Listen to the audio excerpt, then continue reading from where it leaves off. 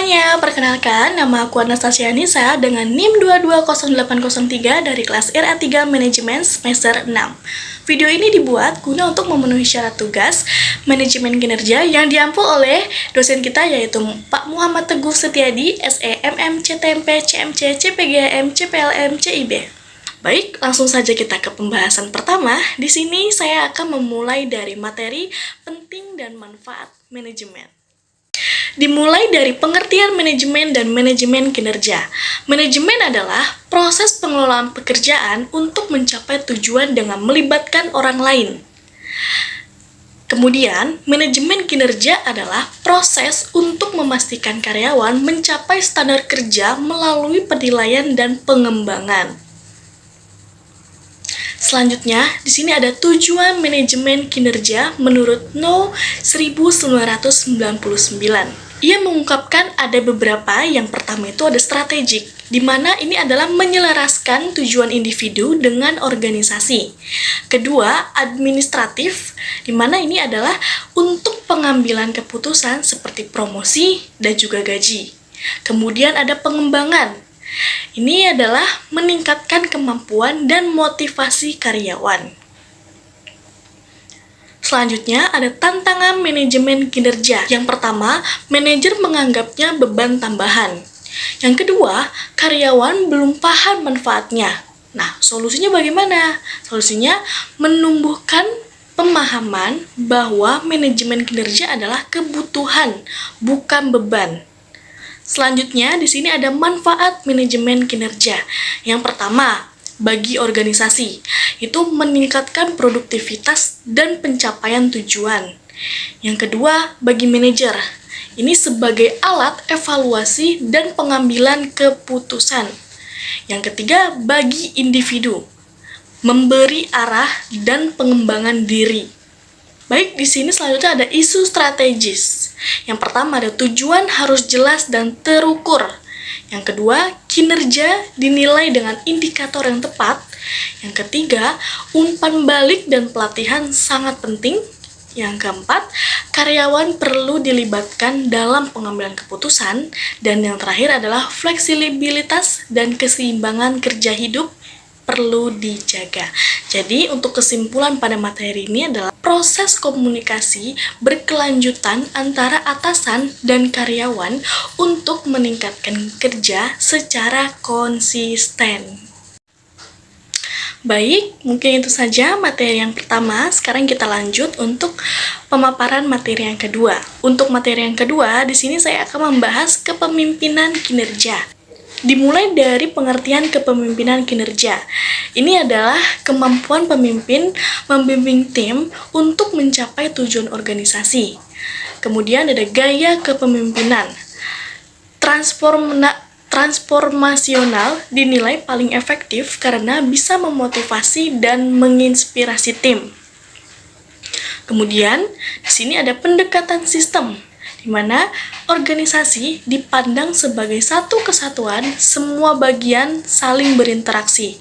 Pendekatan ini menekankan pentingnya hubungan antara komponen untuk mencapai tujuan bersama. Yang ketiga, di sini ada konsep kinerja, di mana kinerja adalah ukuran aktual di tempat kerja yang mencakup kualitas dan kuantitas output, waktu kerja dan kerja sama tim. Nah, ini adalah untuk waktu kerja dan kerja sama tim itu adalah motivasi, jadi elemen paling dalam meningkatkan kinerja karyawan. Yang keempat,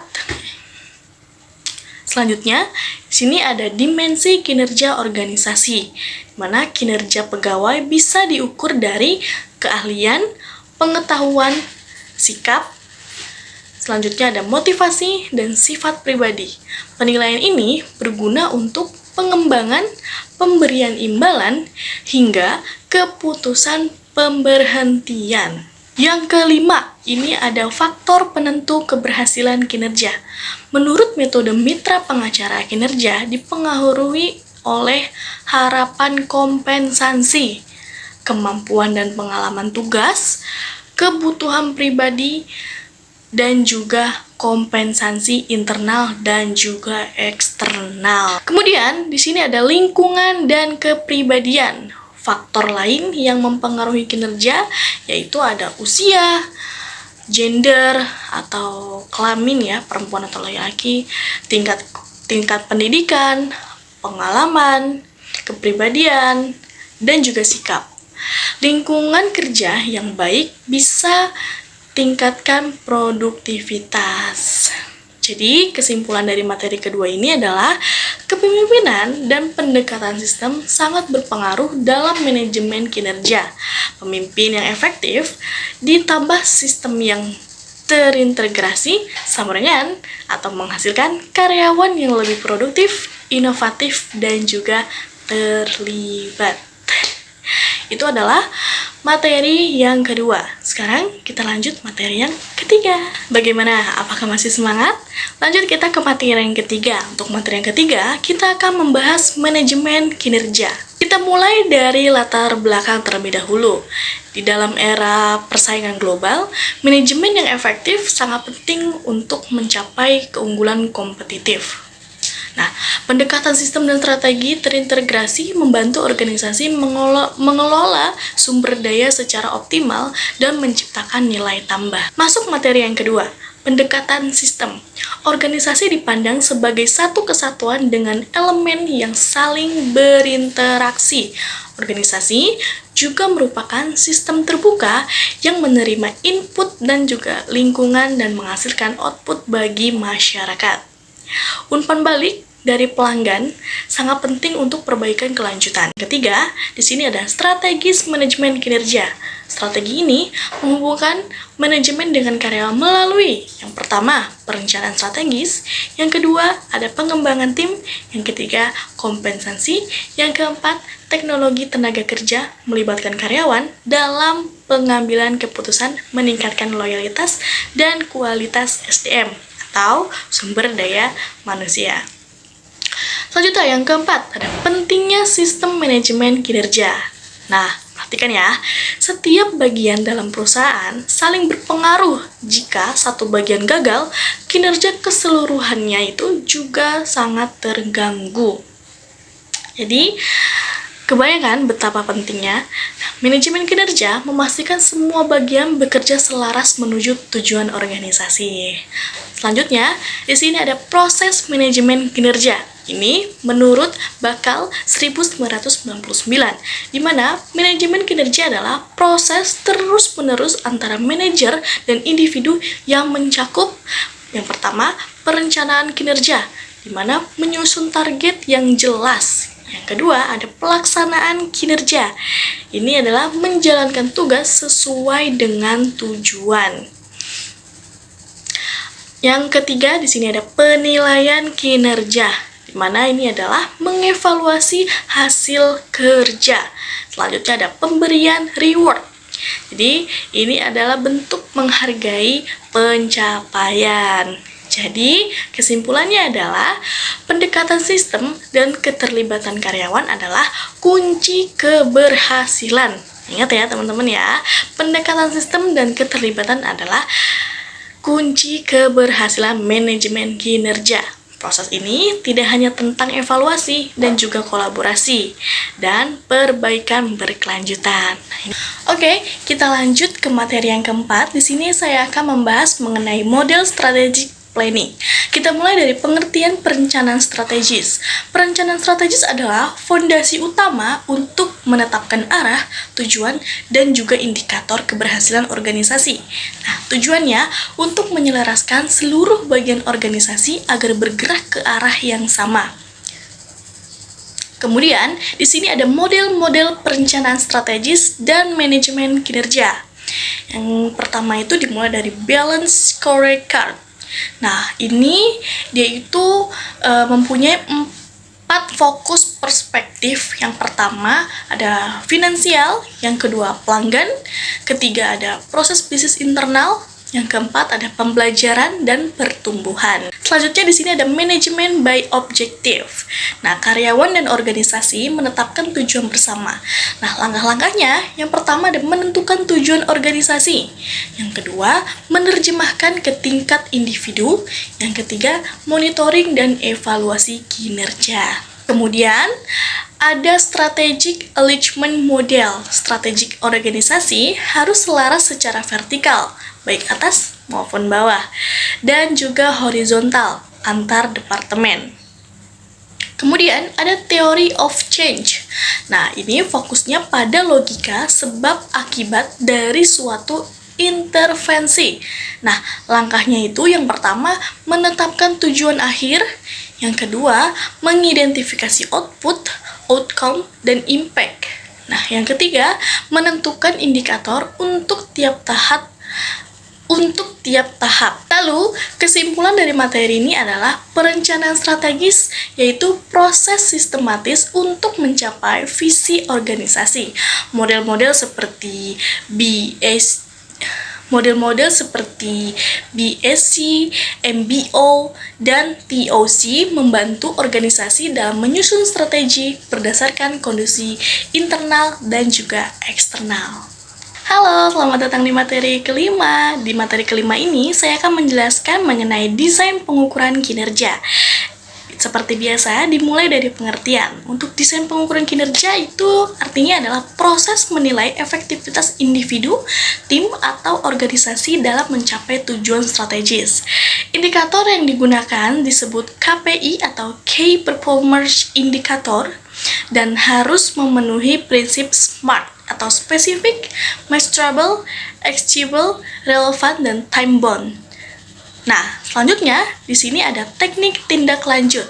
Setelah evaluasi, kinerja dilakukan organisasi. Nah, yang pertama itu perlu menganalisis temuan dari monitoring dan evaluasi. Kemudian, perlu mengimplementasikan tindakan perbaikan.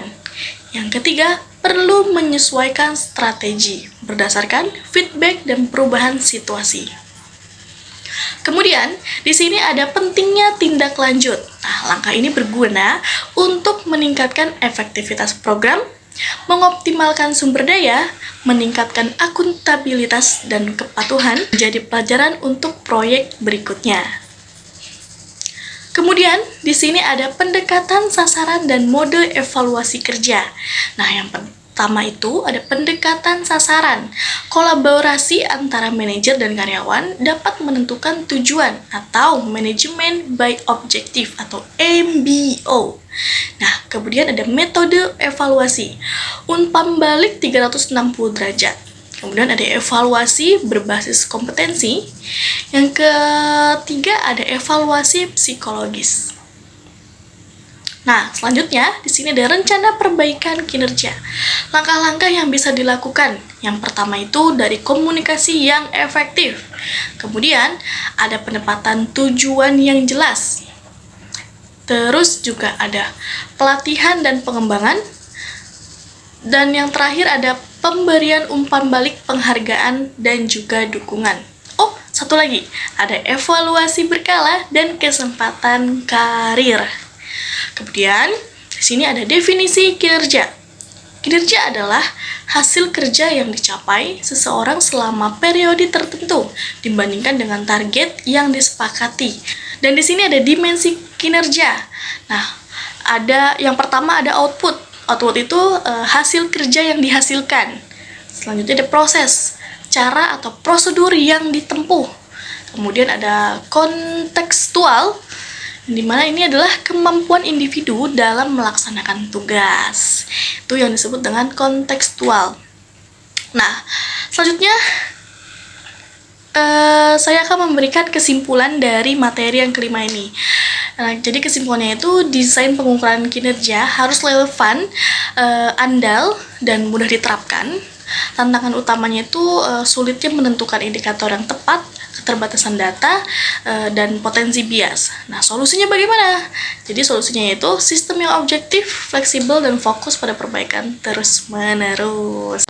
Baik, di sini saya akan lanjut ke materi yang ke-6. Saya akan membahas mengenai analisis kompetensi dan strategi pengembangan dalam meningkatkan kinerja individu. Kompetensi adalah kombinasi dari pengetahuan, keterampilan, dan juga sikap yang harus dimiliki seseorang agar dapat menjalankan tugas secara efektif. Menurut para ahli seperti Sada Marianti Mangkunegara dan Stephen Robbins, kompetensi adalah faktor utama yang mempengaruhi kinerja tinggi. Nah, di sini ada analisis kebutuhan kompetensi. Teknik analisis dilakukan melalui observasi, wawancara dan survei, analisis dokumen dan kinerja. Tujuannya untuk mengidentifikasi kesenjangan kompetensi yang perlu ditingkatkan. Selanjutnya, di sini ada strategi pengembangan kompetensi, di mana yang pertama itu ada pelatihan berbasis kompetensi, yang kedua ada pembelajaran kolaboratif seperti diskusi, coaching, dan juga mentoring. Yang ketiga ada pengembangan karir dan juga jalur promosi. Yang keempat, evaluasi berkala dan juga umpan balik. Selanjutnya di sini ada pelatihan dan juga pengembangan. Nah, metodenya bisa berupa pelatihan langsung atau in-house, nah, rotasi kerja, pelajaran daring, workshop, dan juga pendidikan lanjut. Nah, kemudian di sini juga ada soft skill dan hard skill. Nah, soft skill itu kemampuan interpersonal seperti komunikasi, disiplin, kerjasama tim, adaptasi, dan penyelesaian konflik. Nah, kemudian kalau hard skill itu keterampilan teknis seperti desain grafis, analisis data, bahasa pemrograman, dan juga lain-lain. Nah, yang keenam itu ada faktor. Nah, selanjutnya ada faktor yang mempengaruhi kompetensi. Di sini ada yang pertama itu pengalaman, karakteristik pribadi, motivasi juga bisa, kemampuan intelektual, budaya organisasi, nilai dan keyakinan. Jadi, kesimpulan dari materi 6 ini adalah kompetensi individu sangat mempengaruhi kinerja. Masih ada kesenjangan antara harapan organisasi dan kompetensi nyata karyawan. Oleh karena itu, pengembangan kompetensi harus dilakukan secara terus-menerus dan strategis. Baik, mungkin itu saja materi yang dapat saya sampaikan. Untuk materi-materi yang saya sampaikan sudah saya simpulkan dan juga sudah saya berikan kesimpulannya. Jadi teman-teman bisa menyimpulkan sendiri apa sih benang merah dari materi-materinya. Mungkin itu saja yang dapat saya sampaikan. Kurang lebihnya mohon maaf. Saya akhiri. Wassalamualaikum warahmatullahi wabarakatuh.